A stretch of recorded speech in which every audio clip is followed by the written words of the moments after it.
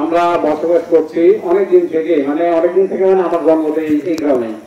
তখন থেকে দেখছি এখন পর্যন্ত যে এই গুণে ধরা সমাজ, আমি গুণে ধরাই বললাম, হয়তো বা কারো অপছন্দ হতে পারে। তো ওখান থেকে আমরা উঠে আসার চেষ্টা করছি বেশ কিছুদিন থেকে, কিন্তু আমরা উঠে আসতে পারতেছি না। আমরা সম্মিলিত ভাবে কাজ করছি না। তাই দুনিয়াতে আল্লাহ ও তার রাসূলের বিধান ছাড়া অন্য কারো বিধান চলবে না। আর আল্লাহর বিধান যেখানে নাই সেখানে ওই আল্লাহর বান্দা নাই। আমি আর আপনি যদি আল্লাহর বান্দা হই তাহলে আল্লাহর বিধান মানতে হবে। প্রত্যেকটা সমাজে আল্লাহর বিধান কায়েম আছে। কায়েম এক জিনিস আর মানা আরেক জিনিস, এখানে বিষয় আছে। তো আমি ভূমিকা বাদ দেন, সরাসরি কথা বলবো। গত জন্মায় আমরা বসেছিলাম, পরে ওখানে বলা হয়েছে যে যার নামাজ নাই সে আল্লাহর বান্দা না, আর যে আল্লাহর বান্দা না তার সাথে আল্লাহর বান্দার সম্পর্ক থাকতে পারে না। এটা তো সবাই মানি না, মানি না।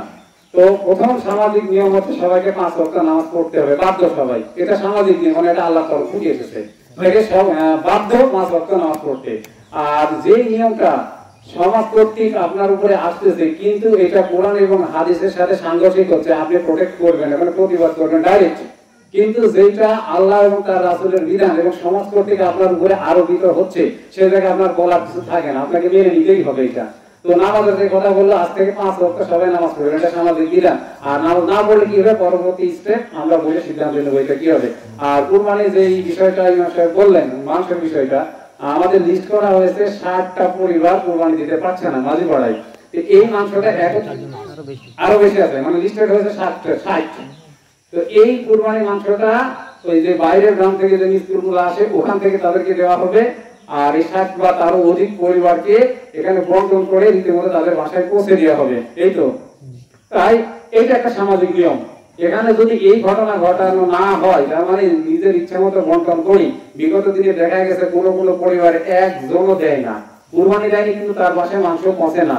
এই একটা অনিয়ম থেকে বাঁচার জন্য এই নিয়মটা করা হয়েছে। এটা কি কোরআন এবং হাদিসের বিরুদ্ধে যাবে যে মাংসটা এক জায়গায় করে যারা কুরবানি দেয়নি তাদের বাসায় পৌঁছে দেওয়া?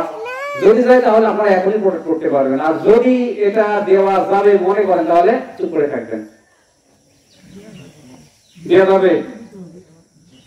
আচ্ছা, আরেকটা কথা, সামাজিক নিয়ম এটা, তাই না?